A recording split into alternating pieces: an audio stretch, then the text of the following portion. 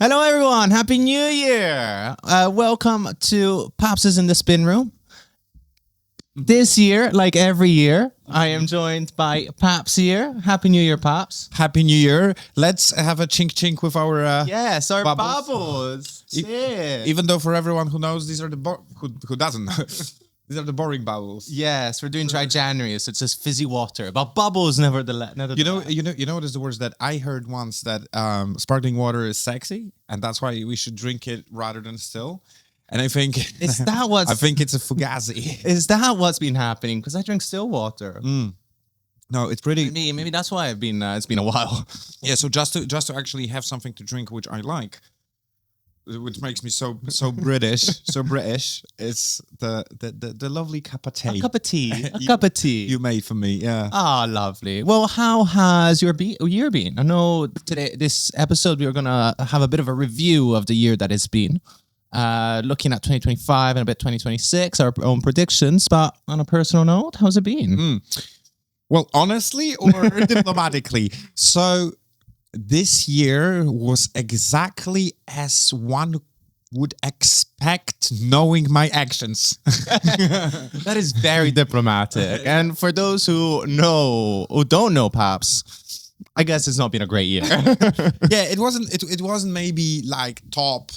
It wasn't in top 30 of my years. Oh, I think you revealed your age there as well. Yeah, it's 60 next year. Yeah, 60. So let me bounce it back. If you're so so eager to talk about and judging other people, how was this year for you? Just as you would expect, given my actions. Yeah. No, it's been a good year. It's been a settling year. I think I had my last year as being fun, I guess. I say that now. Oh my God. It's early January. It's so grim. Like the resolution is to be a bit more adult, I guess. Composed. And we've got our suits on. I guess It's a very serious podcast. yeah, exactly. We're drinking fizzy water. Like, Yeah. I don't know. I say that now, but last year was, I think, my last hurrah for fun times. Well, I I think say this again, first week of January. yeah, That might exactly. change. Exactly. It's and because you're a tiny bit younger than me, I gotta tell you that the fun when you're approaching your 60s is can be defined by different things. It doesn't. I remember when I was turning your age, I was having I don't know if I had more fun, but I would say it was less quality fun than, for instance, when I was turning my 30s. I see. Well, I mean, the good thing I will say, and here I will reveal my age. My birthday kind of coincides with the end of the year, and I beat Club 27. Oh yeah, Amy Winehouse, Kurt Cobain, Janis Joplin. I beat you guys. yeah, nice. Yeah. So now I guess I need to be a bit more serious. I want to see if I could beat them, being still. I mean, fun. there is no excuse if you're gonna pass that point. Yeah. There is no excuse. There's not like, oh, but now I'm gonna be in club. I don't know, 28. There is no club. No, 28. there's no Club 28. So then you're gonna be like, you know how you're finishing uni and you have no excuse from not having the serious life anymore. yeah. It's kind of this thing with Club 27.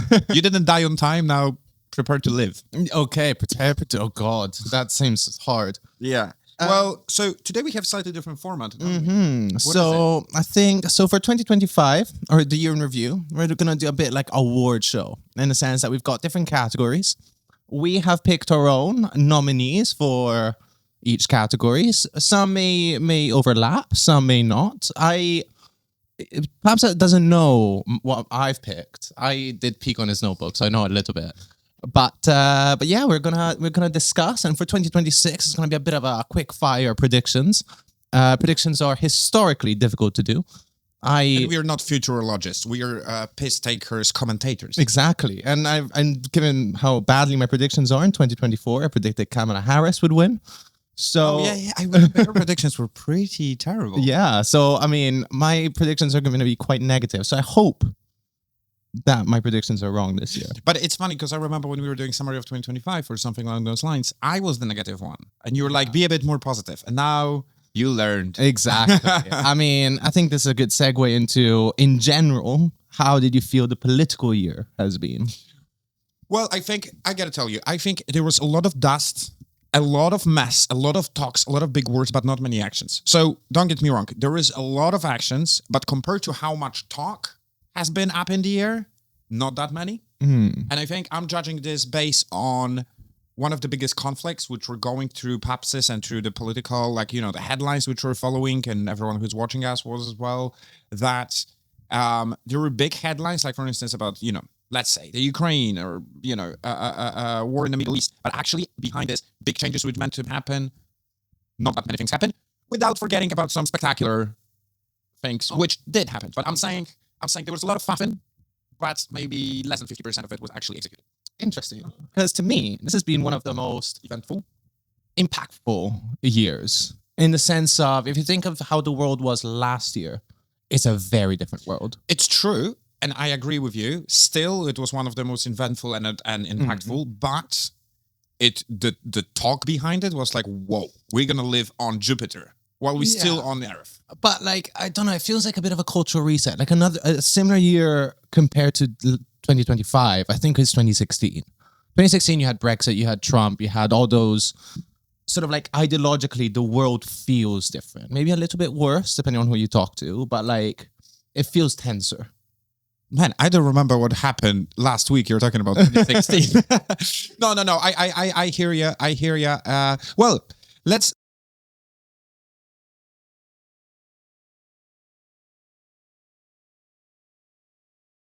Let's crack on with the nominees, and we're gonna find out. Exactly. Let's go. So we're gonna start easy. So the category is the best dressed of the year, and the nominees for Paps are. Well, I was thinking 3 people I had in mind. I had Zelensky and his uniform. Oh yes, Yeah. no suit at the White House. No suit at the White House, and I'm gonna wear the suit when the war is over. Yeah. I had Mike Johnson. Mike Johnson, no one knows him, and it was more for you. You can see him on the screen right now, but he's the guy who, even the Congress is falling apart, he's always having a blindly white smile with excellently cat suit. Oh yeah, and his hair. Like in Italy, we say like it's like a cow licked your head. Yeah, It in has Poland you're saying the same. fantastic- Yeah. Yeah, so he's just looking neat, but he's not like massive political figure. And a lady who I'm just gonna read her name, Rama Duwaji. Oh. And she's the wife of Mamdani. Oh yeah. So she's Gen Z. They met on Hinge, and she's redefining how you're dressing for politics, because she's very much she could be dressed like she's dressed for official conferences. She could meet her on one of the house parties you're going to. You know. Yes. So I think this is kind of redefining and saying, okay, knock, knock, knock. The young generation is really having the important roles in the world of politics. And my pick, but it's going to be because of the importance of that, would be Zelensky and his uniform. That is fair, and it's a good way to like sort of put a little political moment, which is very well done. What about you? So I have Trump dressing up as Mamdani, just plugging in Mamdani again, who following the meeting of Trump and Mamdani meeting for the first time, the next day Trump wears the same suit. The red scarf, the big coat, and like a bromance was born, you can tell. Exactly. But for me, the winner has to be Melania at Trump's inauguration. She wore this massive hat that covered all of her face. Oh, yeah. And she looked like, first of all, she didn't want to be there. And like, they didn't say anything, head down, so you couldn't see any of her face. But that, to me, was incredible. like how to say, I don't want to be here without saying this. Exactly. Just wear the hat, which you can dive into. And funny enough, even South Park did a little spoof of this, where Trump goes to his advisor, says, I think I'm getting haunted, and says, where's the ghost? And it's just there in the corner. It's Melania with that hat. Oh, yeah. I've seen that episode, actually. These guys, they know how to take a piss, but also predict the future, which is quite scary. Yeah. Okay. So I'm going to go with the second category. So what is your nominees for narrative missing facts? So they were saying one thing, but totally different thing happened.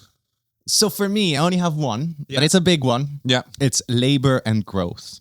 I thought about it. That's a perfect local kind of pinch. Exactly. I mean, so basically, the Labour Party was elected on growth. Rachel Reeves always says this is all about growth.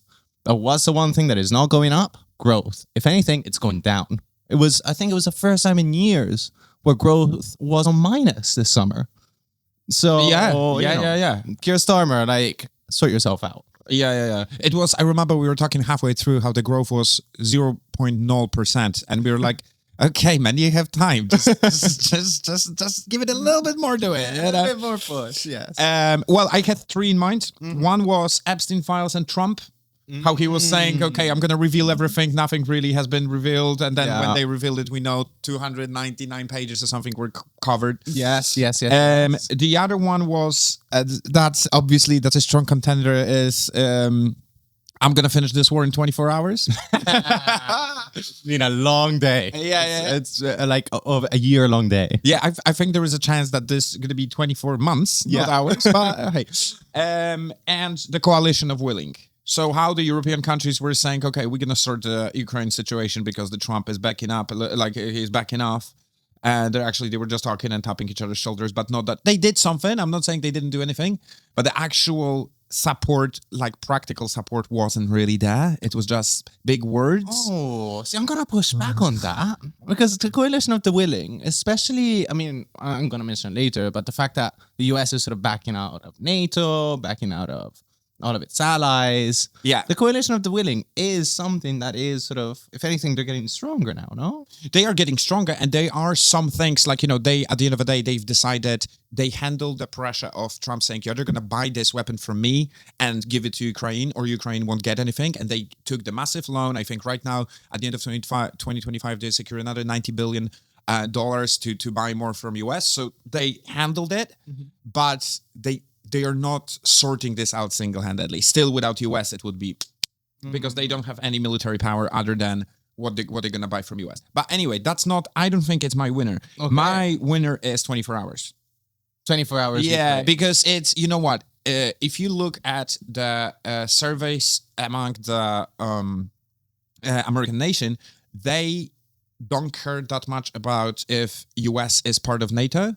But they care if Trump will take care of Ukraine. So he was buying a lot of voters saying, I'm going to finish it in 24/7. If I wouldn't be in the White House, that war would never happen. Yeah, you cannot verify it, but you can verify that he didn't finish it in 24/7, in 24 hours. He wanted to pull out a few times already. And if not the public opinion, he probably would. So I think that's just a simple game with voters. Okay. Well, see, because I agree, because Trump always said, 24 hours, I'm going to sort it out. Yeah. And even after he didn't sort it out in 24 hours, says, yeah, no, I've got this. Me and Putin, we're like this. Yeah. But lately, he's been saying, oh, no, it's very complicated. Oh, it's a terrible mess. Oh, yes, there's a lot going on. So even he is starting to admit that it's not that easy. And it's also, I remember when who said it? One of his closest advisors said, yeah, but we didn't say which 24 hours. Amazing. That's so good. So, he's lucky that he didn't promise with the Palestinian conflict, because then we would have already 2 marks of like, do you know what you're doing? A little tangent, just because you mentioned Palestine. He said he would sort that one out as well. Yeah, but he didn't put the time frame in place, didn't he? Bear in mind, when Trump got elected, Biden's last day, he started a ceasefire. Biden gave his goodbye address saying, "Oh yeah, this is my big thing. I made a ceasefire in Palestine." We even talk about it that it's like, oh, suddenly you can do things in one day. Yeah, exactly. Yeah, if you're under pressure. Yeah. I then Trump comes in and said, "Oh, actually, ceasefire. Never mind." I mean, it's also bear in mind that Trump is the guy who said F word for the first time on TV. Because he said they are fighting for so long that they have no F idea what they are fighting for anymore. That was an incredible moment. Oh damn! I should have put that in a later category. But that also shows how the reality hits the expectations. Yeah. Okay. Next, pick me with the third one. Yeah. Next category, and I know you censored yourself when you said the F word earlier. I'm not gonna. Most I don't give a fuck moments. Well, okay, so I have really 4 moments. I'm going to go quickly. First, Israel not giving a damn about Europe saying, if you're not going to do the ceasefire, we're going to consider Palestine as a country. Yes. Okay. Israel did not give a fuck about that. At all. US invading Iran, saying, okay, we're just flying, we're just doing it. We're not asking anyone. And everyone was like, And then we know that just a few days ago, they did the same with Venezuela. Yeah. The Russia testing Turkey and going for flying their drones over there, and Turkey was like, okay, just shoot them back. Yeah, You know about that. Yeah, and Erdogan was like, we don't care. You just harassed us, and we gonna fight back. And it was good good thing for Europe, because Putin wasn't happy, but they didn't do it again. But then on the other hand, Russia not giving a damn thing about the restrictions and testing the European air zone by getting their drones over Poland, over Denmark, and other countries.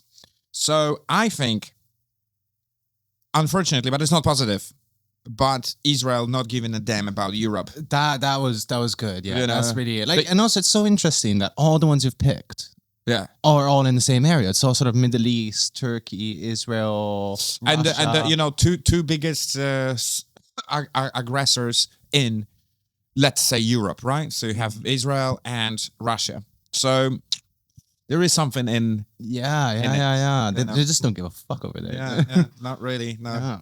Yeah. Well, I've got one that is split into two.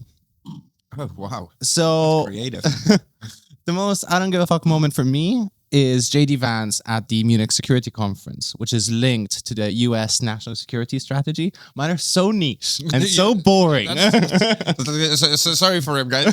He's not making it up. I told you I'm going to be more serious this year. So that speech he gave was the first time that sort of officially Trump's government went to Europe and said, you guys, you suck. Fuck you guys. You're the biggest threat, if anything, because of you don't have freedom of speech, because you're just a parasite to us. You would be nothing against without us. Fuck you guys. And that to me is the biggest I don't give a fuck. Okay. And also when the document came out of the US national security, Russia was like, yeah, I guess you're a threat. China, yeah, I guess you're a threat. But you know who really is? Europe. Yeah. Yeah. Yeah. Fuck Okay. you guys. I don't. That's a proper political move in a sense. That's like a dictionary example, a little bit of playing this like a proper House of Cards situation. Yeah. Okay. I definitely did not. I did this too serious. Like, no. It's good. Like no one really knows it. But yeah. But there we go. We're learning a little bit of a history now. The fourth category, shocking wins. Again, I've got such a niche one. Okay. And kind of boring, but I think it was very significant. I thought it was very shocking for me. Yeah, go on. And this is the by-election in Caerphilly in North Wales. Sure. That was so shocking. I couldn't sleep. So why it was important for me is that this was the first test of Keir Starmer. It was the first election that was held after the big general election. Yeah. It was a test for reform as well to see how they would play. And surprisingly for me, the party that won is Plaid Cymru. Oh yeah, this is when I was doing my Welsh impression. That's so surprising. Yeah, because Plaid Cymru has 13 seats in the Senate, so almost nothing. But they ended up winning this by-election because everyone was doing sort of tactical voting, because they didn't want Labour and they didn't want, well, Reform came like second. But to avoid Reform winning, everyone voted for this kind of small party.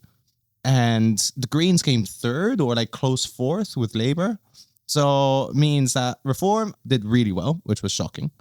Labour did terribly, which was also shocking given their general election the year before. Labour in elections last year, they get, for the first time in history, they came fourth. Yeah. Right? Yeah, crazy. And the Greens coming third, which is also impressive. Yeah. Shocking. Yeah, shocking. Vegans are taking over the world, and I'm with you guys. You got my vote. How about you? What was your most shocking win?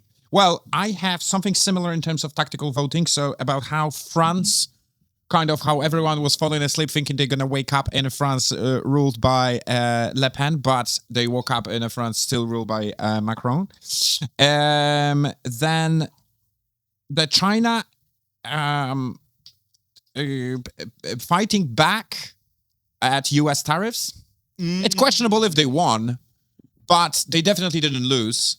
And because it has a lot of shades of grey, and that was kind of interesting. No, but like the tariffs doing that tete-a-tete was like it was like at some point it was like 200% on some stuff. Yeah, of course, but it's like, everyone was thinking the whole world chicken out. Yeah. But China didn't. Yeah, exactly. And also they push US to, and I remember when the tariffs were happening, and I was very much thinking like, oh my God, the things which are happening right now never happened in the history. We are witnessing the massive shift of power, and Trump is doing crazy thing, but he doesn't have choice if you want to keep the hegemony. I was thinking we are literally seeing the world changing. I remember I think we even talked about it privately. And now, like, yeah, the tariffs are in place and they're higher than ever, but they're not as wow. Like, they're not, No, So China, I think it's down to 40, I believe. They managed to sort of settle a little bit. yeah. But then the other thing which I had in mind was the Azerbaijan. So how US suddenly brought the peace to Azerbaijan, even though that's since forever, and everyone was thinking forever in the future, the zone of interest of Russia. And suddenly Trump is flying in and finishing the conflict, which was going for over 2 decades between Armenia and Azerbaijan. Boom, that's done. That's a little bit niche. Because it's not affecting us that much. But the thing that he did it not on his own territory is the same like with Venezuela a little bit. He just suddenly came and said, boom, boom, boom, I'm taking it over, even though it was the only difference is Venezuela is really impacting what's happening in the rest of the world, whereas Azerbaijan not as much. One of the funniest things about that whole situation, because it was Azerbaijan versus Armenia. Yeah. And then Trump comes out and said, yeah, I sorted out the war between Azerbaijan and Albania. And then afterwards, there was a meeting of like, I don't know if it was a UN or whatever, where the president of Azerbaijan goes to the Albanian prime minister and says, you need to apologize because apparently we've been at war for that long. Nice. That's a proper dark humor, actually. Yeah, exactly. We had that category in the draft.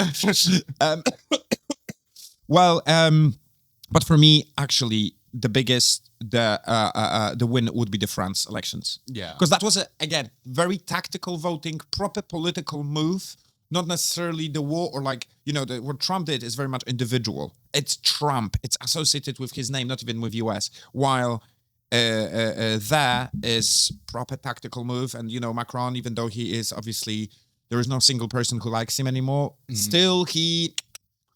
Was that the one Save his where ass. all the left wingers came together? In a Yeah, coalition? so they went in a coalition, and then they said, okay, so we're pulling out our candidate. So there is everyone who's voting for our candidate now gonna vote for the other party. So there is more votes, because the right wing still get the most votes, but because they group votes from both parties into one candidate, that's why bought them. But as a singular fraction, yes, the right wing won.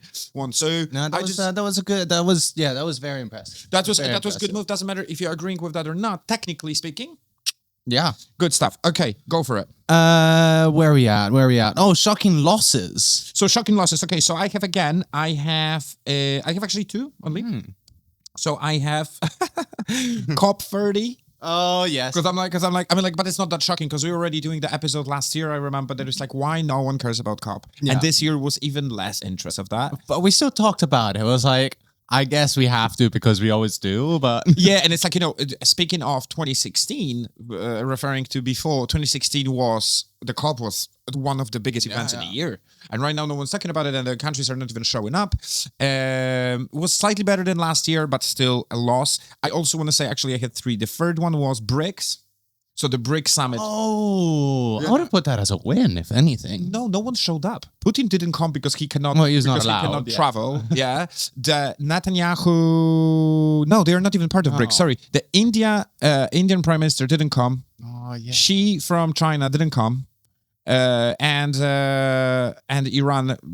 I think Iran might come. But basically, it was empty. Yeah. The guys who created it. So that also showed that the coalition of East is just Transactional. transactional and it's not really existing that strong, but I would say for me, who wins is Sarkozy in jail. Yeah, Because- that was big. Because that's, if you think about it, yeah, he left. There is also embarrassing that he left very quickly. He did 2 weeks. Yeah, but still, there is a symbol of the guy who was the president of one of the strongest countries in the world, and definitely second strongest country, most influential country in Europe. he's going to prison and he's sitting his ass behind the bars. Not the home arrest as he did before. Yeah, and Proper mashed potatoes and unsalted. gruel. Yeah. Yeah, and it just goes to show that proper country, whether you're president or not, you commit a crime, you go to jail. I like it. How it should be. It's like negative things like the corruption scandal in Ukraine. Negative, but positive that we know about it, that we're talking about it, that people have to fly the country or go to prison. Exactly. What about you? I have two. Go on. So, honorable mention, Angela Rayner. The fact that she got kicked out of the cabinet, she was deputy prime minister, and over some little shake. No, there was a little rent, a little housing, tax dodging, but she didn't really know. She apologized, like, oh, sorry, I asked my lawyer. The lawyer said it was fine, but she got kicked out. And so, the representative of the left of the Labour Party is out. Yeah. So we're left with fucking West Streeting, I guess. And also it's a bit of a drama, isn't it? A little bit of a tax dodging. It happens. Well, the shocking thing was that Rachel Reeves had a very similar thing, and she's still there. That's all I'm saying. All I'm saying. But to me, and again, it's so niche, but it was a big story at the time. Oh my God. The shocking loss. It was the Minnesota Supreme Court election. And why it was... How could I miss that? Exactly. Well, why it was big is because this was the time when Musk was still at the White House. Yeah. And he went there, and he had he wore the... You know how in Minnesota they wear the cheese hats? Absolutely don't know that. Who cares about hats in Minnesota? No, it's wild. They wear a triangle piece of cheese on their heads. I don't know. It's weird. They do it there. You mean during the carnival? Halloween? No. It's like a symbol of their country that they wear this cheese on their heads.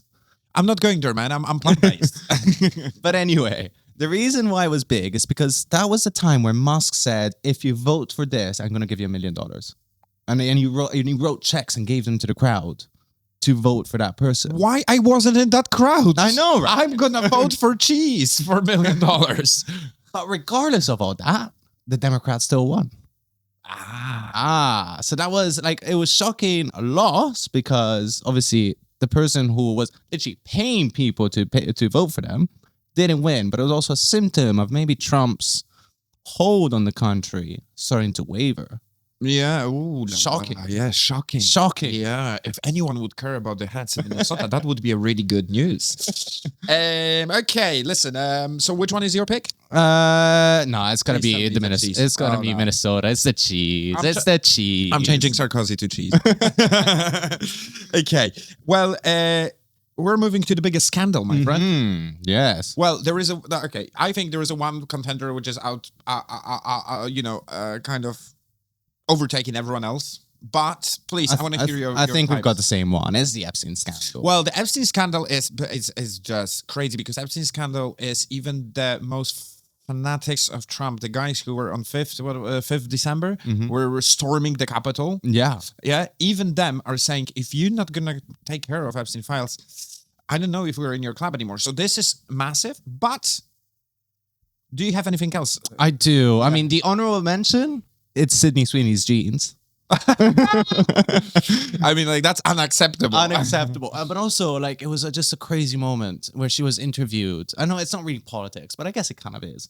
Where she was interviewed, and I don't think she understood the question.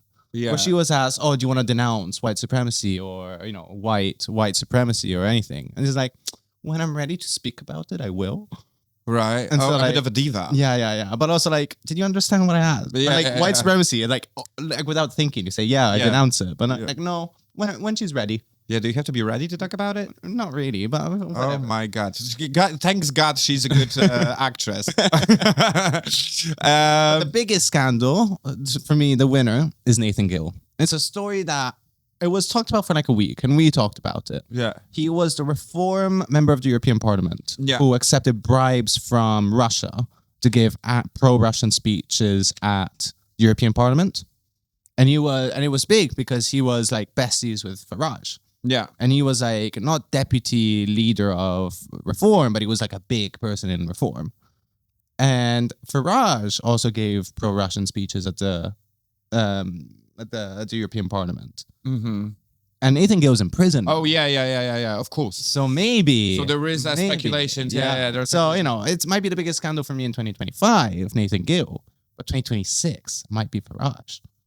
Yeah, well, if not Epstein, I also want to say the corruption in Ukraine is quite a big one. Yes. And I would also say that the interview of Putin by Tucker Carlson is also a little bit scandalous. Was that this year? Was it not? I think it might have been. I think like it was it was like. Oh yeah, that yeah. But obviously Epstein is, Yeah. The island with guys who are abusing too much of a baby oil. That's crazy. But I would say that for me, Ukraine, for you, it's gonna be Gil. Yeah, but like just about Epstein, like the whole saga from this year has been incredible. Like if you think about it, it started off with Musk saying, when they were going through a divorce, Musk and Trump. Musk said, "Oh, the reason why he's not publishing it is because he's in it," and that was the first time we had confirmation of it. Yeah, I mean, like everyone with common sense knows that there is, come on. There's and why they're covering the pages and yada, and why he's trying to cover it and why he's suing, Wall Street Journal and all of that. So And then there was the Trump blowing Baba. Yeah, Like, exactly. That was incredible. I mean, like that's gonna rewrite the history if you think about it. You're gonna look ahead because if you think about Monica Lewinsky, and Clinton, if you think about JFK and Monroe, if you think about the Kissinger and stuff, this is all nothing compared to Epstein. Yeah. So it's crazy. We're gonna read about it in the history books. And that's why I kind of wanted to keep Baba over here. Yeah, Just to make sure, he got blown. Yeah. Baba was always in the center of action. Okay, next category, my friend. Well, we have best headline, which I believe I found the best one. So, Right, you go for it. it's from The Guardian. It's so simple. And it's from The Guardian. So, like, they're not a funny headliner people. Yeah. It's very simple. Nowhere on Earth is safe. Trump imposes tariffs on uninhabited island near Antarctica full of penguins. It's not even meant to be funny, but it's just funny. Yeah, of course. I mean, like everything. If you think about it, everything associated with penguins is funny. Yeah. So they just hit the safe zone, but did it well. And whilst I was looking for this specific headline, I found out that in Scotland there was a penguin protest. They put in the zoo, the Scottish gave to penguins like placards saying we oppose the Trump tariffs. I was thinking they dress like penguins. Now you're saying they dress penguins like... Yeah, the penguins themselves. Oh, so they should also get the award for the biggest idiots. Oh, they should. Well, did we have also badass moments? It's later on, no? Yeah. Okay. Well, I'm gonna be okay with you on this headline. I agree with you. We're gonna agree to agree on that. We'll agree that it's the penguins. Okay. So what is the next category? Is now badass? Now it's badass. So, in my opinion, the baddest moments I have two. Mm-hmm. One is Estonia saying, if there's gonna be a war if Russia gonna invade us, we're gonna evacuate the whole country. And this is not being aggressive. This is not being. They said we are ready to evacuate the whole country because we are such a small nation. They're gonna invade us in a week. So what we're doing, we're evacuating the whole country, and we are doing what they did to Napoleon. We're burning the whole ground behind us. God damn, I missed that. Yeah, and I'm like, we talk about it on one podcast. I think I just mentioned it through very quickly in the end. But I'm just like, yeah, man. Like you got the set of castañas down there, my friend. That's nuts. God damn. Yeah. That's big, and it's also I respect that they're being aware. And they're like, no, we're gonna fight and we're gonna kill everyone, and we're gonna die in the glory. No, this is a practical approach. Yeah. And I like it. If they invade us, we're fucking off. Yeah, exactly. And we're gonna burn all the. It's not gonna happen. Anything. But the other thing which I want to say, and that's a winner, and that's something which I already brought about before, is when US was playing the poker game and bullying and bluffing everything with tariffs, that China said, check. Yeah. And they said, okay, you're doing tariffs. We are not only saying the same thing with tariffs back on the products you said, but we're also saying no rare minerals anymore. Okay, see you later. And then Trump went there. He made a peace, and he said, okay, we're gonna keep this, import coming. But then she didn't say a thing. He was playing the poker face the whole time, and I'm saying, you know what? It's good because that's again showing US that that they have a assertive competitor. Maybe not our ally, speaking from UK point of view, but Still, Yeah. something. No. I mean, and it wasn't just check. It was I raise you. It was like it was a game of chicken. Yeah. Bring it on. Exactly. Yeah. What about you? For me, I have an honorable mention, which is the Louvre heist. Très bien. 9:30 in the morning, they show up with boiler suits, steal everything, and they actually drop some stuff on their way out. I mean, like, badass. mate, look, this is the situation. I don't know if do you know Vice magazine? Yes. So they once did experiment. How far can you go with flashing vests and a ladder? And they get in the backstage of some like Metallica concert or something. And these are the same kind of vibe. What we can do? Oh, we actually got in, and no one's okay. So let's steal it. Yeah. Let's just take the lot. This is So that's an honorable mention. An honorable mention, but for me, it's the same. It's Liberation Day. It's the event of Liberation Day, Right. The tariff day. Right. When Trump shows up, and this is badass. I'm not saying it was good. I'm just saying it's badass. Yeah. When he brings out the big table like a game show, and he makes the list. UK, 10% said, oh, South Africa, 40%, and boom. Yeah.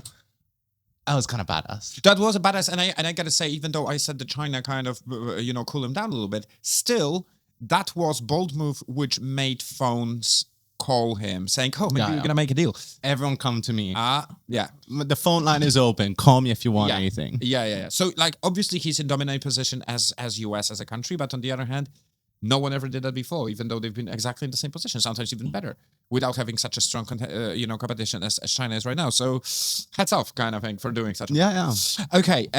What is the next category, my friend? We have the biggest gaffe of the year. Okay, I have few. I think I have 3 or even more. So I have Sarkozy leaving jail after 2 weeks. Yeah. When it's like, is come on, that mate. whose gaffe is it? Is it the justice system? Yeah, the justice system. Come on. Then US shut down. Oh. Country. How long did it last? It was like 2 months. I think if it was even more than that. Yeah, it was. I think it was the longest in history. It was the longest because that in happened history. before, but it was the longest in history. Yeah, that was. And well, I would say I have 2 more. So 500 people arrested at Westminster for sitting down and protesting against the old violence to people. Yeah. I mean, like, that was crazy. And then the last one is fat shaming generals. Oh, by Saget. I think that wins it. I mean, it. This is crazy, but you can always tell that this is a policy and they're coming back to originals and stuff like that. I think, for me, 500 people arrested for protesting against violence against Palestine. It's just peaceful protest. They're literally sitting down. The average age was, 60, 70, or something.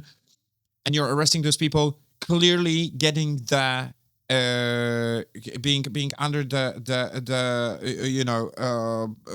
opinions that you are not allowing free speech in your country. Yeah, it was like Titanic. Whatever they would do other than that, it would be better than this. And suddenly, see, from your picks, for me, it's the fat shaming generals, because, like, just to remind ourselves what it was Trump addressing the generals. It's meant to be an apolitical moment. All the generals are meant to be like.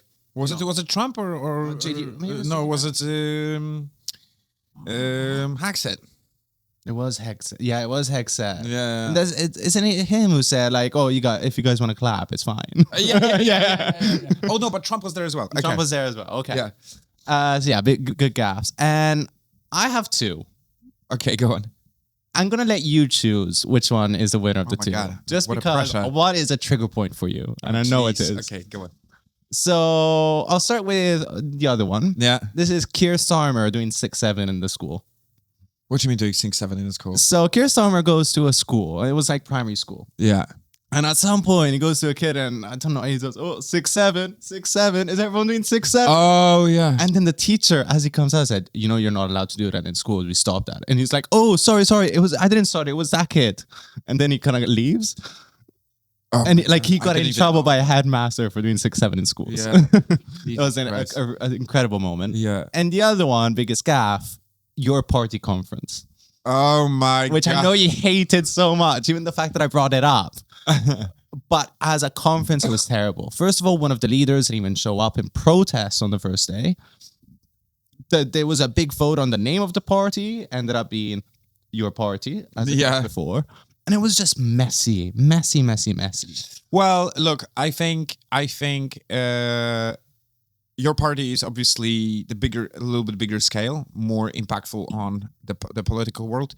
But I think Keir Starmer being, the most untrusted prime minister in history, Even with kids. yeah, making such an easy win. He just turning into a loose. I mean, like He tried to be cool, but he just got in trouble. Just be aware of your weaknesses.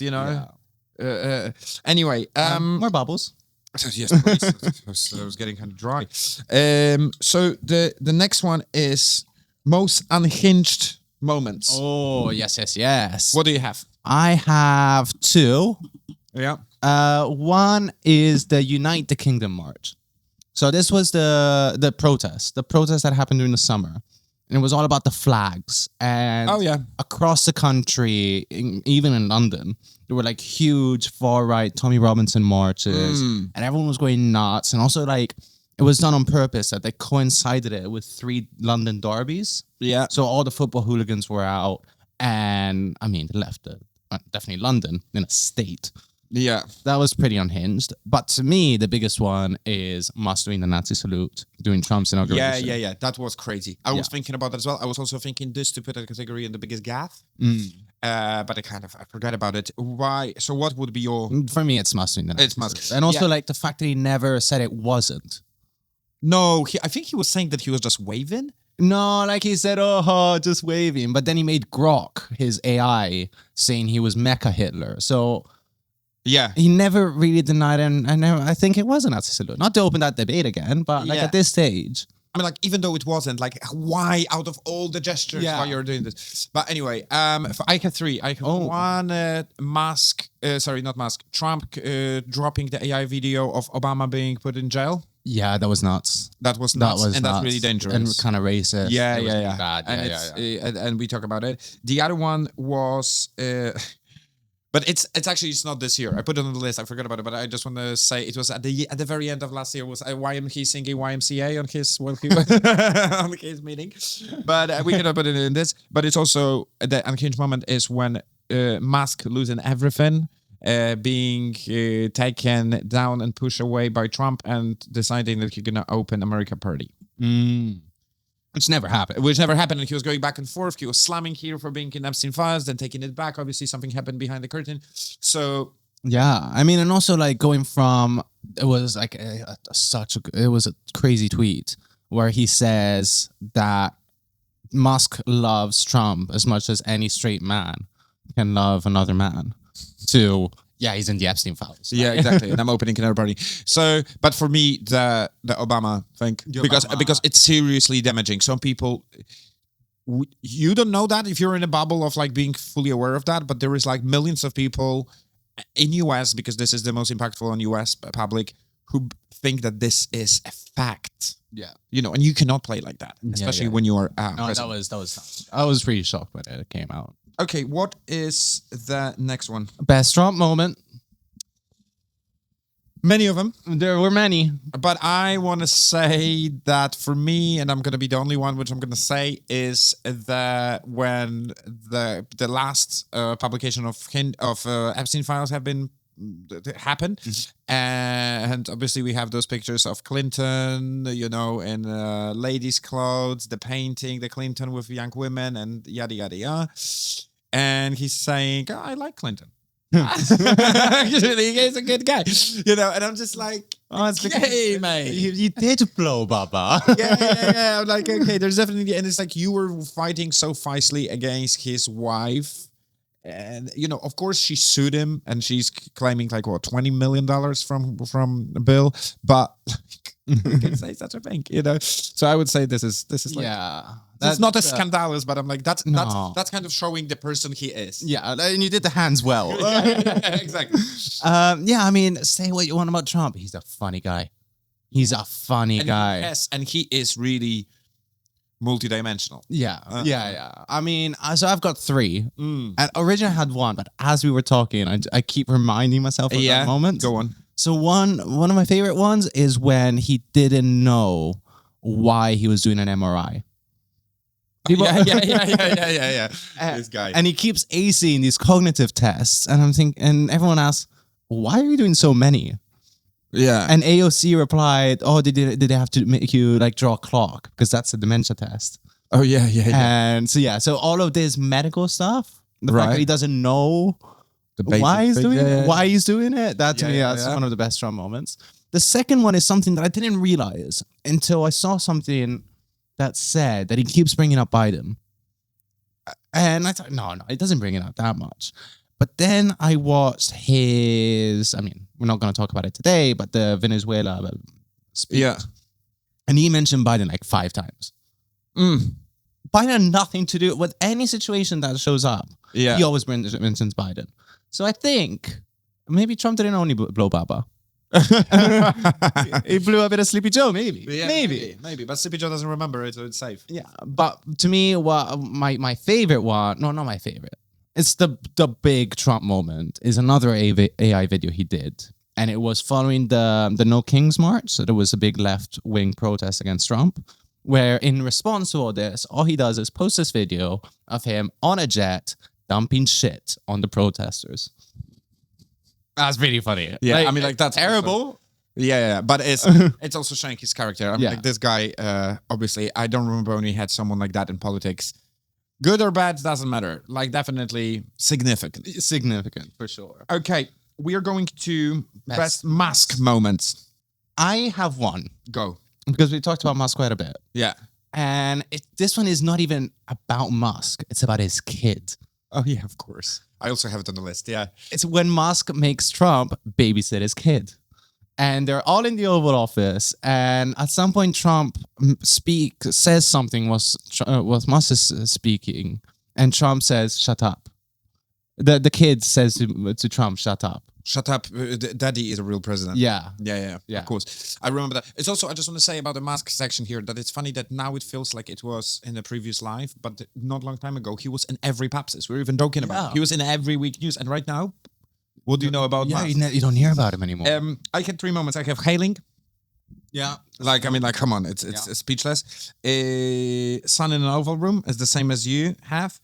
And the tweet about Epstein that Trump is in files. Okay. So he's being, Yeah, so they're quite big. The fact that we already talked about it. Yeah, they're quite big. They're I big. would say if you're picking the Sun, I would pick the tweet because that's gonna show how unstable he is and how ridiculously unprofessional people are getting into top seats in the world. I'm just like, Yeah. That also shows me that don't be scared of all these people and don't think about them too high because they're just people. And some of them are really randomly ending up where they are. So it's good to look at them with a bit of a critical eye. And also, like, maybe this should have been on the unhinged moments. It was Vanity Fair did an interview with Susie Wells, the chief of staff. Yeah. And she basically, I don't think she realized she was on the record or whatever happened. She said stuff that she shouldn't have said. And one of the things she said was that Musk is a cathead. Of course, we knew this, but like, we have proof now. Like Susie Wells said, he's just always on cat. Yeah. And that's probably why he was so unhinged. I mean, like, it's crazy. It's crazy, but it's not the first, not the last, I reckon. Yeah. Well, what is another second to last? Underdog moment. So I have 2. Oh. I have Palestine being recognized by European countries. Yes. And I think it's important because European countries obviously had nothing to do with this conflict, have no army, and they still did it. And most of the countries recognize Palestine, and it's even in symbolic, it's good. Absolutely. The other thing, though, and actually that was the first country who did it as well, it's Ireland. Big up for Ireland. Big up Ireland. They were first for recognizing Palestine, but they also were first who said, we are not participating in Eurovision if Israel does. And I'm just saying, go for it. Yeah. Like, I love it. And Ireland is not US that they can do whatever they want. They might face the repercussions, and they still don't care because they think that this is right. And respect for that. And even though you have shitty weather, I'm going to come and kiss your ground. Yeah, no, I mean, if anything, Ireland led the way on the 100%. You know, kicking out the Israeli diplomat, putting the Palestine embassy there. Yeah. Big up Ireland. What about you? I've got 3. Go on. It's people. 2 politician, 1 not. Yeah. Which also, just coincidentally, did happen to me, my best politicians of the year. One of them is Mamdani. Yeah. Underdog. Yeah, I disagree with that. I don't think he was underdog. I think everyone knew that he's going to win, in my opinion. Compared to Andrew Cuomo. Well, everyone But knew Kumo that had in the the big... money. Like Kamamtani, like almost definition of underdog. He didn't have like one big sponsor. No, but He got all of his money from individuals. I know, but he's a Democrat, and Democrats always win in big cities. But a socialist. Yeah, but Democratic Party. Okay. Anyway, right, we can agree to disagree. Zach Polanski, Green Party leader, another socialist. Yeah. Can you name, like, I like UK politics. Yeah. Could you name the previous Green Party leader? Mate, You barely know this one. yeah, exactly. Zach Polanski, superstar, like rock star of UK politics. Yeah, that I know. Yeah. And like the fact that even before I mentioned carefully, the fact that he got the Green Party so popular and is in line to be one of the big winners of the May elections this year. Yeah. Well done, Zach Polanski. But to me, the winner, Jimmy Kimmel. Oh, Cancelled by the presidency. God damn, that's a good one. Yeah. And then over weekend, he came back. He came back, and then he did this speech. I watched his comeback thing, and he cried like 2 or 3 times. He was really emotional, and NBC could say, you know what, we're cutting you out, and they didn't. So it's not only him, because he's the face of it, and obviously he was personally, kind of threatened, but it's also the NBC station. You know what I mean? Yeah. If Trump can stop Netflix from buying, Paramount from buying Warner Bros., they can literally shut down NBC, and they still did it. Yeah. Love this. And not only that, Kimmel was back. Yeah. Well done, Kimmel. Okay. And the last one. Oh, last one is a little in-house one. It's our favorite Paps moments. So my favorite Papses moment is your work, which I mentioned many times, but it's your work with the headlines, because all the beautiful headlines is your work. Such a, when we were even had the category of the best headlines, I was thinking about your headlines, not the actual headline. Oh. I was like, because they are better than the thing. You should do it for living. Oh. And obviously an impressions of yours. Oh, my One impressions. Of those 2. Historic. Man. This is the movie star Hollywood. Stop calling, okay? He is made for Papses. Oh, my terrible Scottish accent is probably my favorite. I'm not gonna do it. Not today, but this Not year, today. we might pull it. Well, I've got 2 about you too. Yeah, go for it. Firstly, it's a praise. The fact that you kept. I said, well, whatever. Why are we talking about this? Your insistence on talking about Venezuela all year round. Oh, yeah. And then 3rd of January, kaboom. So well done, because you spotted that story Yeah. early on before anyone talked about it. There you go. But the funniest moment for me is how annoyed you were when I wanted to talk about the Euro Party conference. Yeah. Like, oh yes, this bar. Oh yeah, thank you for talking about it. Yeah. Oh, it's so important. Well, Like people dying in Sudan, but no, Euro Party conference. yeah. No. Yeah, I can be a little bit not diplomatic, let's say. But I think we've got a joint winner though, which was how we ended the year. Actually, that was the last episode. We ended on this. Was it? Yeah, and we couldn't finish the point because we're just pissing ourselves when you describe Trump as the white pigeon of peace. This is where broken English comes handy. The white pigeon, mate. The white pigeon of peace. Like legit, we had to close the episode. We couldn't carry on. I was crying. Yeah, that was it. And you know what? Cheers for that. All of them are winners. All of them are winners. Okay, shall we brush through the expectations literally in 5 minutes? Yes, 2026, quick fire. Quick fire. Okay, shall we? I'm gonna start, and let's do one by one, and literally let's close it quickly. Okay. So, who will win in May elections? Reform first, Green Party second. Okay, I would say Reform, but they will have to do the coalition. They're not gonna have majority. Interesting. Okay. Will Keir Starmer be prime minister at the end of the year? Depends of the May elections. I think, but I don't think so. Okay. But not because no revolution is coming, and that's what he needs. What's your type? Yeah, no, he won't be. 100%. 100% he won't be. Okay. Will US invade Greenland? That's a 50-50 for me. It depends how pissed off he is at Europe. And if he pulls out of NATO. Right. How about you? I don't think so. I don't think so because with Venezuela, you can back it up very easily why he did that. And Venezuela was in a terrible state. Well, if you're going to do that with Greenland as well, the Dutch? No, but Danish. Danish. I think that would be massive overstep, but I think he might bribe them or he might do like a little rental agreement coalition. So he might sort that politically and come up with the same result, but I don't think he's going to take it by force. Okay. Will the Ukraine crisis end? Yes, it will be put on hold. I think. I don't think it will end because if you're going to ask Ukrainian people that haven't been put on hold since 2014, this is the full-scale invasion, but the invasion has been done before, and I think it's going to be like that because Russians already lost because they didn't win, and I think because Putin is playing a little bit too much with Trump, and Trump just show with the Venezuela what he's capable of. I think they're gonna find a mitigation. Okay. What about you? I think the official war will end, but it will just start more dramas, whether it's like civil war in Ukraine or just guerrilla attacks on the Russian side into Ukraine. I think even though there will be some sort of peace, the conflict won't end. Yeah, okay. But it will be local, not a government thing. Yeah, it's hard to say yes or no because this is too many. Yeah. So do you think the Palestine crisis will end? No. I mean, it ended theoretically. Yeah, on but it's ended 3 times, and it never does. I mean, it could end, but not in a good way. Yeah, I'm afraid that even though it will end, it will also end. The Palestine nation will not have home. Yeah.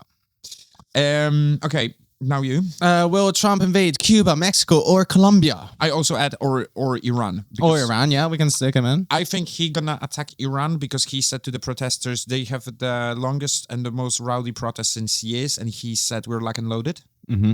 And Iranian state says for the first time, actually this protest makes sense because the economical state is bad.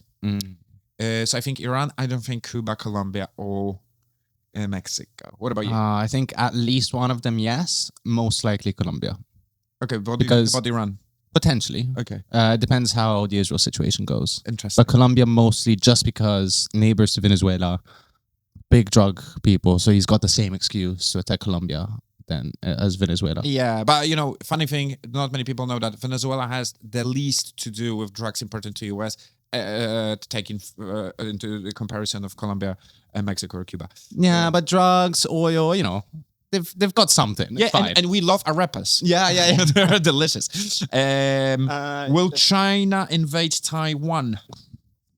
If last year was like 50-50, this year 70-30, they will invade. They would, okay. Yeah. You? I don't think so. We're going to talk about it a little bit more later on maybe, but I was studying the Venezuela case, as you said before. Venezuela and Iran was giving 35% of the diesel to China. They simply, without these resources, they won't have enough juice to do it. And juice. Like juice, enough yes? power, okay. potential. But I also want to say, which is quite worrying, is that she said, I think 2 years ago, that in terms of Taiwan, be prepared for 2027. I think they plan for 2027. Okay, fair. Purposely, regardless of the Venezuela case. Is it me? Will Republicans win the midterms? I think it very much depends of Tucker Carlson. Oh. Because he is right now the leader of the break in MAGA camp. He's the voters for isolationism of US. And Marjorie Taylor Greene. Yes, and even though he's saying he's not a politician, he obviously he is very much involved and maybe will be officially very soon. So it depends how Trump will play with being active in the world. Definitely Venezuela and successful operation, not a single person died and stuff that will help him. Well, and I think no Americans died. The security, Maduro's security is all gone. Non-Americans died. Yeah. But I'm saying, I think 65-35 for their winning the midterms. What about you? No, I think that he will lose them. That's why this year, as he did last year, he's gonna do everything he can. Every bill he thinks of, he's gonna pass because he knows he's gonna lose the midterms. Interesting. Okay. Do you think that Trump will start having problems with MAGA? Yes, because he already has. Yeah. Whether it's Marjorie Taylor Greene not only going against Trump, Yeah. the biggest Trump MAGA girl, Ever. is against Yeah. Trump now.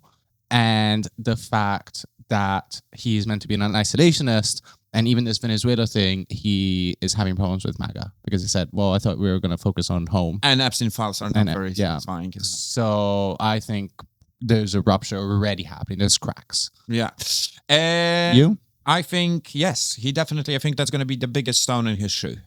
Everything else what he's doing is not going to hit him as much as MAGA, because MAGA are fanatics and they're holding him, up. But I wouldn't say it's be or not to be. I think they might turn back, but then they might come back again. It's, it's MAGA. Yeah. And the last one, we didn't talk about it. No, we haven't talked about it all year. It's always in the background. Yeah, the biggest humanitarian crisis in the world, will the crisis in Sudan stabilize? Because I'm not even saying end it, because it's over 30 million people, over half of population need medical aid. Do you think it's going to stabilize in terms of not growing? Because year before it was 13, now it's 30. Do you think end of 2026 it's going to be... No, I think it's going to keep growing. And the problem is that no one really cares. As in, it's not talked about. So there's no pressure to do it. You know that I check it off our headlines. We talk about it once. Yeah. It's crazy. That's it. I actually have a bonus, a jolly. Yeah. Will Trump win the Nobel Peace Prize from FIFA again? I mean, it's already sorted for next 10 years. And a Happy Meal.